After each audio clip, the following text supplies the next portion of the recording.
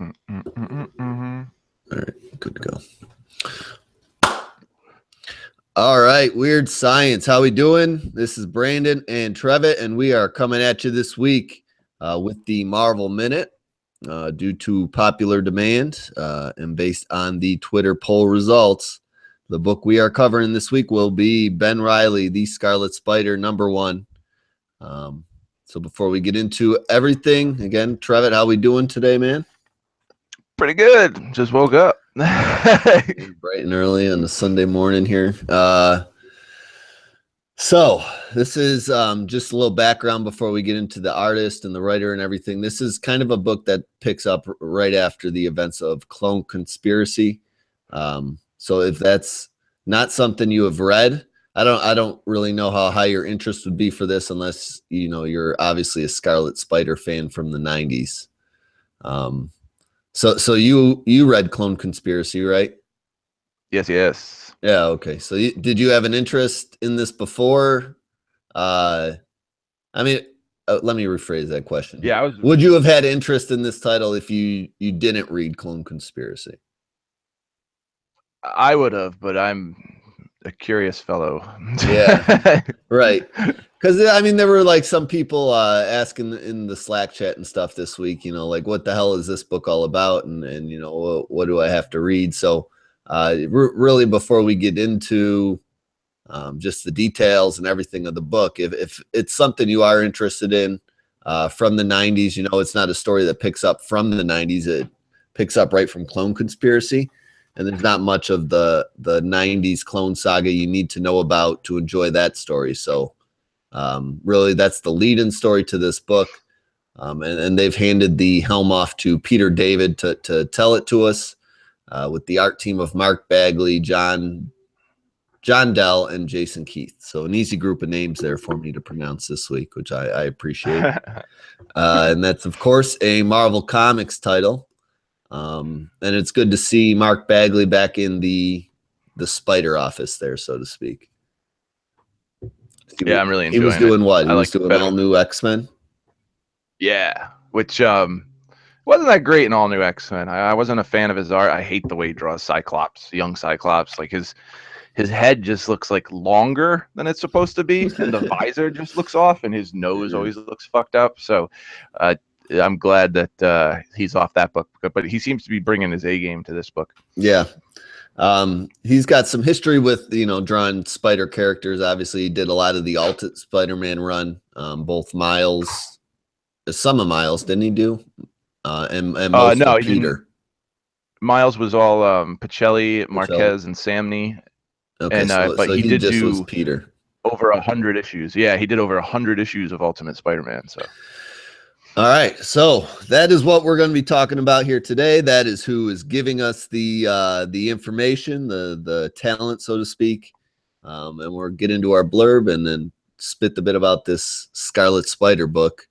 And I think I finally have my mic actually working. Like it's been hooked up the last 3 weeks, but I've still been talking through this computer mic. So hopefully this is sounding a lot better than it has the last couple of weeks, and I apologize. Yeah, it sounds real crisp. For me being pretty much retarded the previous couple of weeks before that. Anyway, did you thoroughly enjoy the latest Spider event, Clone Conspiracy? Well, Marvel thinks that enough of you have to warrant a fresh spin-off series about the so-called villain of the story, Ben Reilly, a.k.a. the New Jackal, a.k.a. Scarlet Spider. So just what do the cards hold for Ben, and what the hell does this new #1 reveal going forward about the 90s lightning rod character? Join us as we shake off our hangovers and reveal all to you. So this issue actually picks off with a little bit of trickery because it starts kind of in a typical Spider-Man-esque fashion. And you see Ben, who's in a fresh pair of duds that he's obtained in an interesting way, which we'll get to in a second here. He's basically looking out over the city, and he's atop a statue, a version of the Statue of Liberty, we'll say, while doing so. But we find out quickly that he is not looking out over the New York skyline, and that he is in Las Vegas and trying to basically restart life We're not really sure which direction he's going to take this restart, which we're finding out here in this book, but we'll fill you in on some of the finer points of good old Ben Reilly here. His attempt to move to Vegas was basically is to hide from Peter after the whole ending to the event clone conspiracy. And everybody thinks he's dead, so he's laying low, and he feels like Vegas is a good place to do this, which is funny, but at least it makes, it's a good setting for a story anyway. I actually thought he was in New York when I first opened the pages too. When I saw him standing on there. Did. That's what that's why I started it off. I'm like, oh Jesus, he's trying to hide from Peter, and he's staying in the same fucking city. That's not very bright. But he's just at what's that hotel and casino, New York, where they have the Statue of Liberty out front, like a short version of it. Yeah, I don't know. I've never been to Vegas. Yeah, I've never been to Vegas, but I've seen enough movies that I know there's a fake Statue of Liberty there. So if I'm wrong, I mean, tell me I'm an idiot on Twitter. I don't care. It doesn't offend me, unless it's Rich Richardson. Stay off my goddamn page. Oh God. Anyway, we find out that Ben is an interesting fella here. He's still kind of a dirtbag, based on how he found his new costume. So he's robbed this costume. It's a cosplay costume, we find out, and he took it off some dude in the bathroom, and left him butt naked. And he claims that is that guy's fault for not wearing underwear, right? Oh, it's too funny too. Like everything he says, like, dude, at least wear a belt. Like, what are you trying to show off? Who goes commando under a skin tight like unitard? Like, yeah. So at least we know Ben is not totally naked under this, because that would kind of be creepy if he's just snuggling into another man's naked leotard there, basically. Anyway, he's also a little bit Looney Tunes, because he's atop the Statue of Liberty talking to an older alternate version of himself, and that is the old classic Scarlet Spider, who's given him a bunch of shit, basically, about the actions and what he's been up to lately.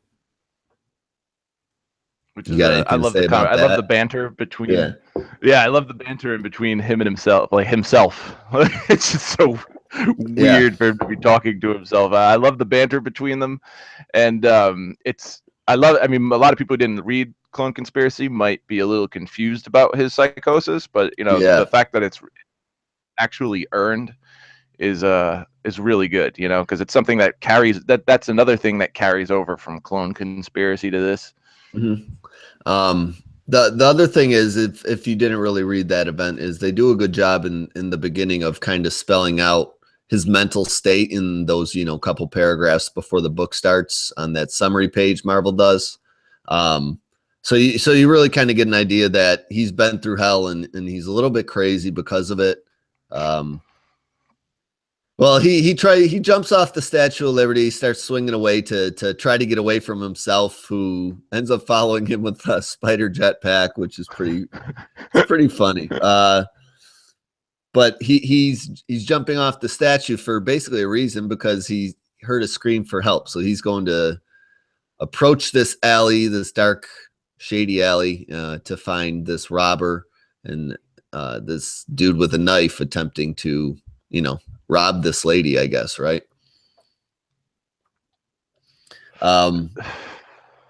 He makes fun of the dude because he mentions how he only has a knife, and he kind of expected it to be a super villain, so he's a little disappointed that his first action in Vegas is going to be just stopping kind of a general mugging. And there aren't many super villains based in Vegas, are there? Yeah, I don't know how much of the Marvel universe really revolves around Las Vegas at all, to be honest with you. Like, it's like a New York, San Francisco type thing, Anyway, the bad guy, obviously being insulted that Scarlet Spider's making fun of him for only having a knife, decides to pull out his gun that he was, didn't feel the need to use quite yet until Scarlet Spider came around, and Ben quickly takes that from him, and doesn't waste much time in shooting him directly through the knee with it. Really, to the I love that he surprise of calls everyone, him. because the bad guy pretty much called him out. He's like, you took my gun, but you're not going to do anything with it because you're a good guy, you know? Yeah, I love when he calls him Spider-Man, and Ben kind of like just gets really, really pissed. Yeah, I'm not fucking Which is, Spider-Man, dude. yeah, I'm not Spider-Man. Even though I'm obsessed with surrounding myself with his lifestyle, I'm not Spider-Man. Yeah, he makes, we're really not. I don't know how well we're doing conveying the humor in the book here, but like, Peter David definitely gives him, we'll say it, a Deadpool-esque personality. You know what I'm saying? Like, Yeah, most definitely. he's got a bipolar, multiple personality disorder thing going on here. We're really not sure if he wants to be a good guy or a bad guy. It constantly takes nothing seriously, so that's really kind of the characterization you're getting here. But It works really well too. Like, yeah, sometimes like you might think that, the fact that it's kind of Deadpool-esque would piss you off because you're like, oh man, he's just copying it. But it really, because it's earned, it really works. I'd really like to see like a not a crossover, but I'd like to see like Deadpool feature in this issue or something, so you yeah. could see them, the two crazies Batman turn back and forth. Yeah, yeah. Deadpool mentioned, you're stealing my shtick or something like that.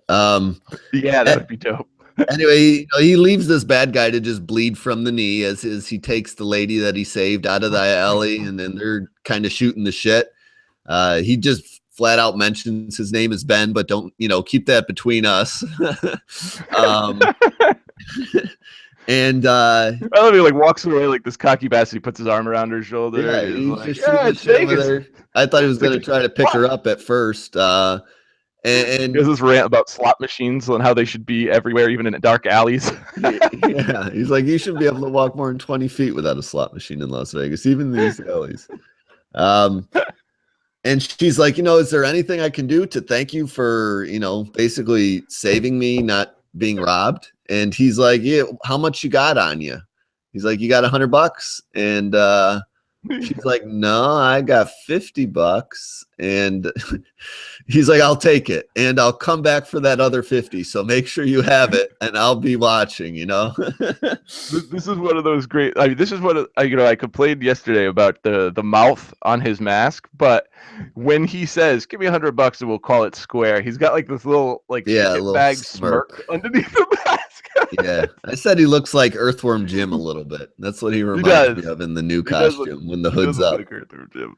And when he's saying like when he's like Mandy, and he has like the serious, like it really does show you like his face underneath the mask. Like you could see when he's smirking, you could see when he's like looks a little pissed and annoyed. Like I didn't understand why they did that up until this moment right now.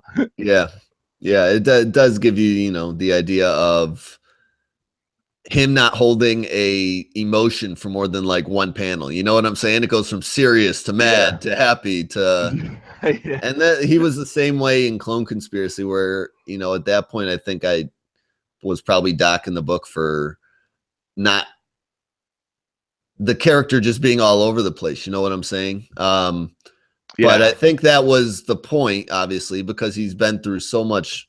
He was killed 23 times by Jackal, the real Jackal, and brought back to life with the memory of the death before it holding true. So he remembers all that shit, and it obviously would drive someone crazy. Oh yeah, I'd drive anybody insane. Anyway, we take a quick mini break from the Scarlet Spider saga, and we check in on Dr. Rita. I forget her goddamn last name, but we're gonna call her Dr. Rita, and she's in San Francisco, which is kind of where the whole Clone Conspiracy event went down. And she knows Scarlet Spider took off to lay low, but in this parking garage she runs into Jackal. The new looking Jackal with the Egyptian looking mask and the red suit. And she's initially taken back, but then excited because she thinks it's obviously Ben at first, because that's who's worn this disguise. The only person that's worn this disguise. The real Jackal never did. No, he wore a disguise that looks nothing like a Jackal.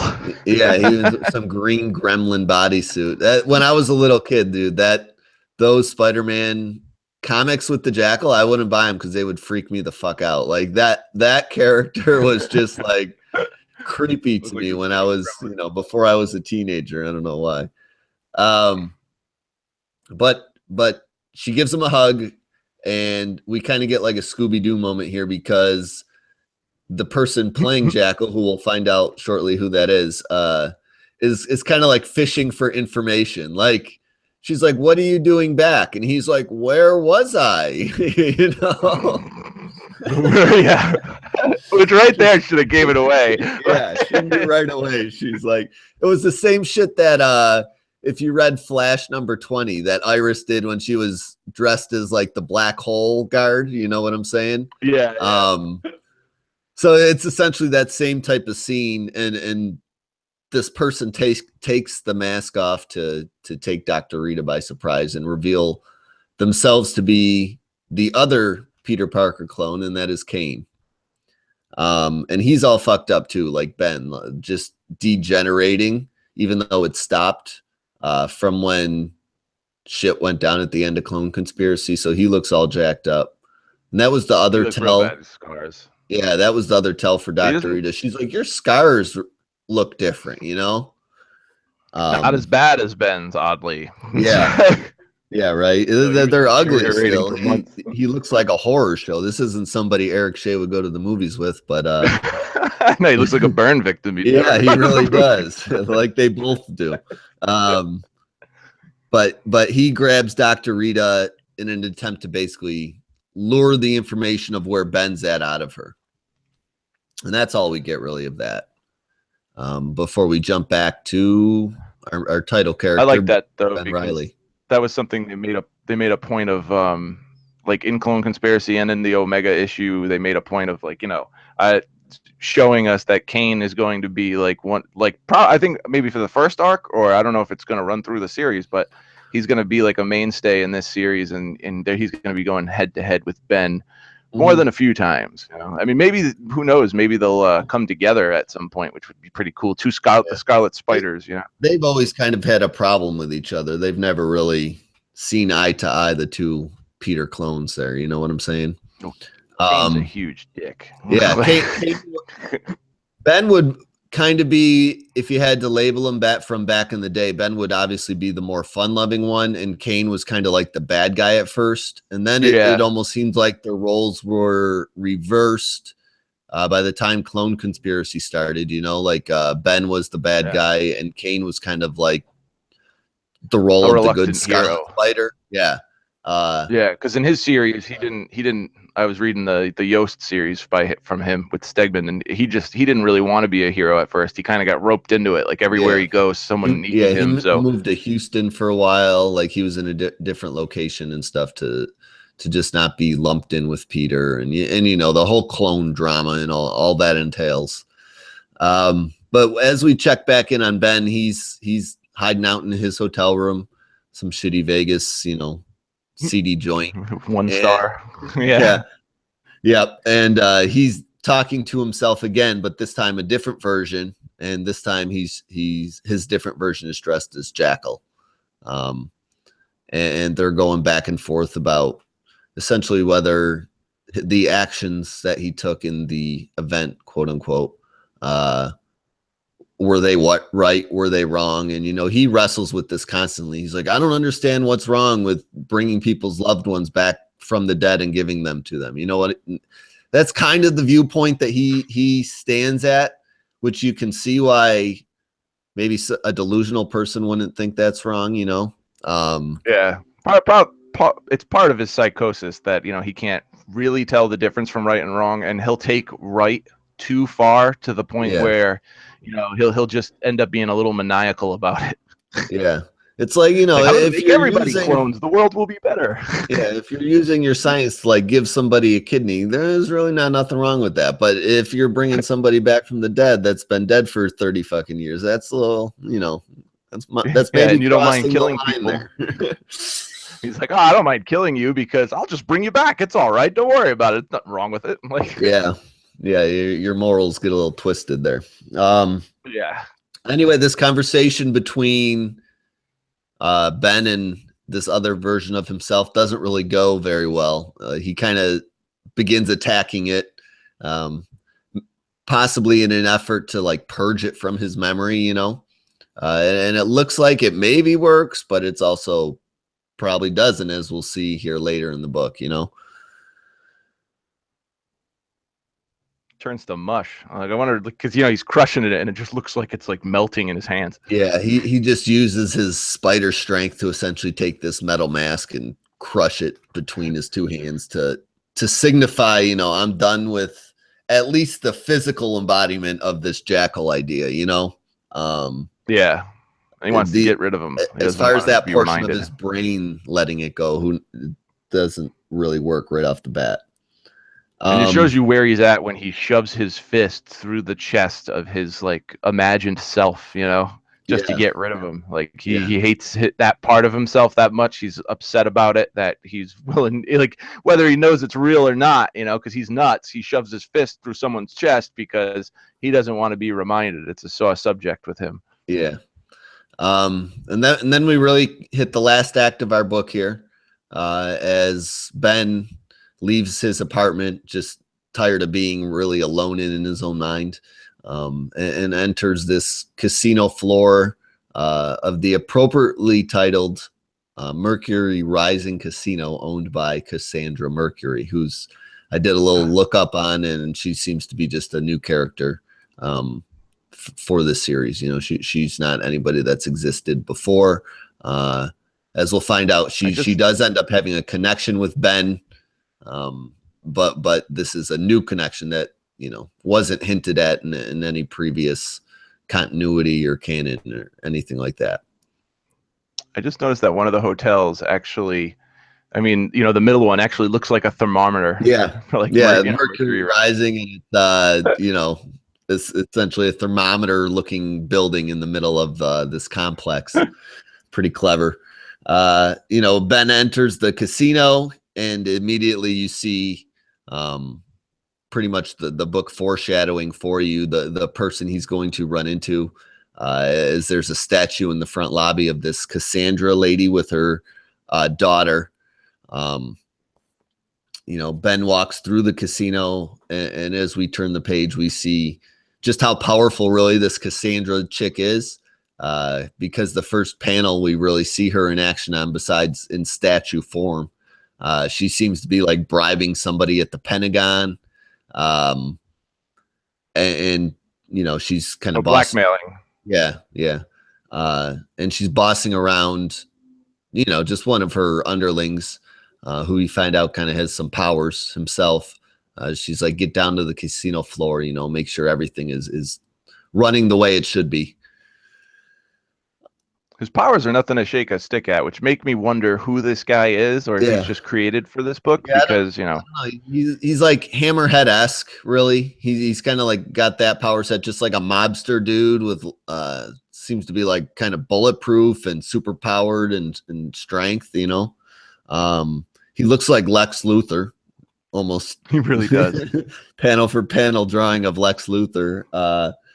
And we jump back to Ben, who's wandering this casino floor. He's really kind of broken down on his luck and possibly looking to take advantage of this old lady he sets his eyes on, who's arguing with either her husband, or her son or somebody. She looks way older than her husband. I will say that right off the bat. Like, she does look a little older. Yeah. Like, this dude is waiting for her to die to take all her money, and he is she's spending it at the casino. I think that's what's going down here. Come home. Yeah, he's begging her to come home, and Ben's like, hey, why don't you leave her alone? I'm her nephew. And he's like, she's an only child. She doesn't have any nephews. And he's like, this is my Aunt June, he starts calling her, because, you know, like Peter has an Aunt May, so he'll have an Aunt June. And then she does kind of look a little bit, you know, like an older iteration of Aunt May would look from back in the 70s, I guess.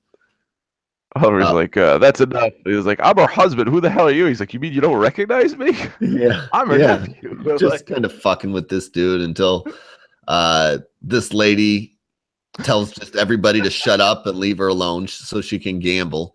And this guy gets fed up and he's like, fine, we're getting divorced, essentially, is what he says as he storms off. Yeah. He pushed him because he's like, that's insane. She's an only child. And then Ben's like, live with it, which is just hilarious. That's why I was just laughing a second ago, because when I'm looking at it and he's like, live with it. And he's like, he's like, fine, I'm done. Screw this. Like, it's just freaking hilarious. Yeah, it is. It's really funny. At this point, as soon as the husband storms off, the casino starts getting robbed by these armed, just, to the T. They got body armor, helmets, guns. They look like they should be bringing like money into the casino, those armored vehicles like from the movies. But really, they're just robbers here to take money. And Ben kind of has like a conflict in his brain going on. He's like, what should I do? And this is represented by the embodiment of, again, the two voices in his head he's been talking to, one being Jackal, the other being Scarlet Spider. Obviously, Scarlet. I started calling them alters, like his alter personalities. Yeah, so like these alter personalities that show up so he can work shit out, I forgot. I glossed over. I wanted to just mention this one thing that we were talking about yesterday was the thing that he's trying to do, like when he was walking out of the alley after that woman got robbed, and he's like, your name wouldn't be Mary Jane or Gwen, would it? And then when the husband's freaking out on him, the first question, he's like, your name wouldn't be Ben, would it? Yeah, he's trying to replicate Peter's life with everybody's name and kind of roles. I think really unknowingly, because he claims he doesn't want it like that, but that's always what he's trying to do. Yeah, he's striving to have a life similar to Peter's, even though he claims that's not what he wants at all. Yeah. So as these robbers start, loading money up into these bags they have, Ben's going through really this, what do I do? And Scarlet Spider's telling him to act, be a hero. And obviously Jackal's telling him, fuck no, look out for yourself, So he really kind of comes to the conclusion that he can't act Spider-like because he doesn't want to reveal he's got Spider-Man-esque powers for Peter to track him down, Yeah. That would defeat the whole purpose of everything he's trying to do and the whole reason he's in Vegas in the first place. Yeah. So he's got to keep it low key. Yeah. So he tries not to like just use web shooters or anything like that. But one of the guards gets too close and he does essentially snap that dude's gun right in half, which causes a mini scene. And this draws the attention of Cassandra's bodyguard that's wandering the floor, and he really puts an end to everything as he chucks a craps table at two of the other guards, while Ben just crushes the hand of the third, and he goes down to the floor. That was crazy. It's fucking chucks that roulette table like it doesn't weigh anything. He's got to be really strong for that. Yeah, those things are heavy as fuck. So as the whole scene kind of calms down, Cassandra's bodyguard goes to Ben and looks at the gun on the floor and like, oh, hey, you got some ability here. Well, why don't I take you to meet Cassandra? Maybe you can get a job or something. She'll be interested in your abilities. He tells Aunt June he's going to take a walk with this Lex Luthor looking fella. She tells him to shut up, as she's told just everybody in the whole fucking book, just the whole time. She kind of grunted at him when he's like, will you be okay here, Aunt June? And then when the guy's like, I can't feel my arm, she's like, shut up. Yeah. This is hilarious. Yeah, they just left the robbers there. The whole time that they were getting robbed and everything, she's like, you're standing on my quarters. Like, she doesn't care about anything except for feeding those quarters in the slot machine, which is hilarious. Her gaze never left that machine, no matter what robbery situation was going down around. It was kind of silly that the fucking one of the robbers is trying to gank this lady's bucket of quarters. What the fuck? You're there for big money, dude. What do you want this goddamn bucket of quarters for? I've actually seen old ladies like this. Like, I mean, my own grandmother is like this. Like, focused right on the slot machine. You just tap her on the shoulder, and it's like you're not even there. Just makes noises. One of my buddies, he repairs at the casinos around here. the gaming machines, you know, the slot machines and the video pokers and shit like that. And he will. That's gotta be interesting. Yeah, he'll tell you like at least 2 stories a week of just people that are hanging all over him, waiting for him to finish repairing some machine because it's their lucky one, or they think it's gonna hit as soon as he fucking walks away, like he's doing something to it, you know. Casino people are special. Gamblers are crazy. Yeah. Oh, they really are. No offense to any, you know, Get Fresh crew member that's a fucking hardcore gambler, that, you know, but that's crazy. That's some crazy shit. I know what that's like because my whole family's like that. Yeah, I fucking hate gambling, because I'm the most lucky person probably alive. I've never really won much of anything. So I just don't spend my money to gamble because it never works out for me. Only if I have to go to the casino. My brother always has his birthday there because he likes to play craps. That's the only time I'll gamble. Yeah. But I feel like craps. Whatever I would pick in a game like that, the opposite would just happen. I would just be, why didn't I pick that? Like, can't wrap my brain around it. That's why craps is good, because you're making money off of other people's luck. Yeah. I fucking am so bad at gambling. I don't do it. Anyway, we finally wrapped this book up with Lex Luthor bringing up Ben to Cassandra, and Cassandra is, you know, spots him right away. She's like, "You're the Jackal," and she can tell really from his voice, which is kind of bullshit because when he was the Jackal, his voice was disguised. Yeah. And he doesn't have any sort of voice disguiser here. But anyway, she spots him out quickly.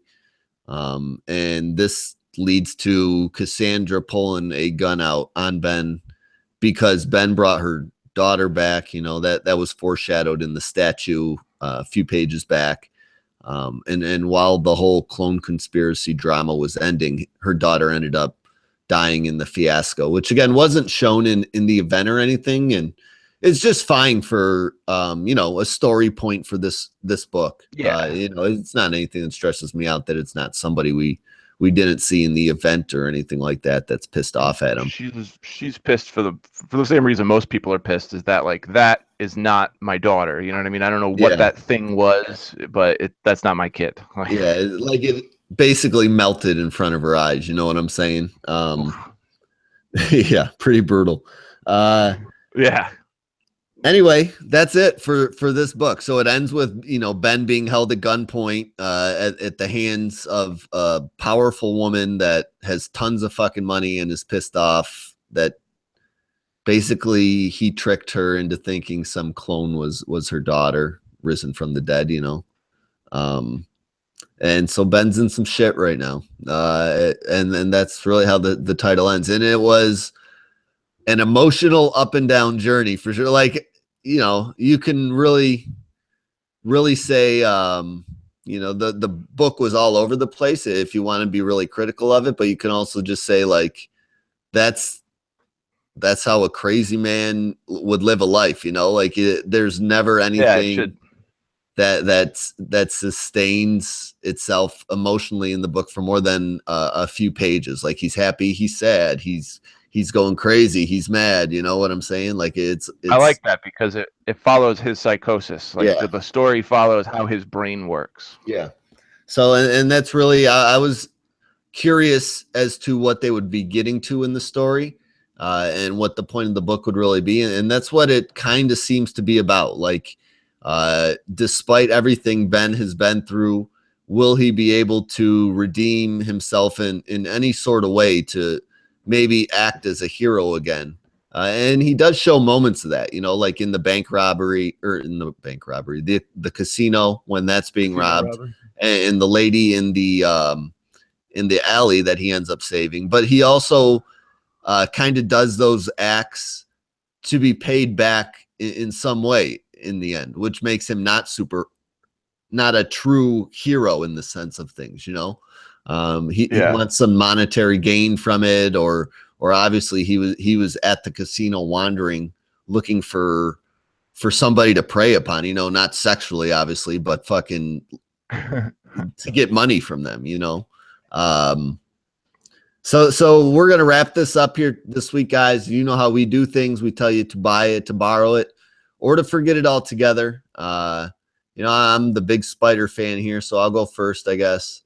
Um, I'll just say right off the bat, and I would mark it as a buy for right now. It's an interesting first issue to a book, and obviously I'm gonna at least finish through the first arc and see really what the overall point is, and if we're kind of right about it, or if there's any sort of heroic journey in this for Ben, if he can redeem himself. I'm interested to see how that goes. Obviously Mark Bagley's art. I wasn't super pumped when they announced him as the artist on the book, but it's really the book is done very well artistically. The panel details and the backgrounds all look great. He does a good job of showcasing somebody talking to themselves through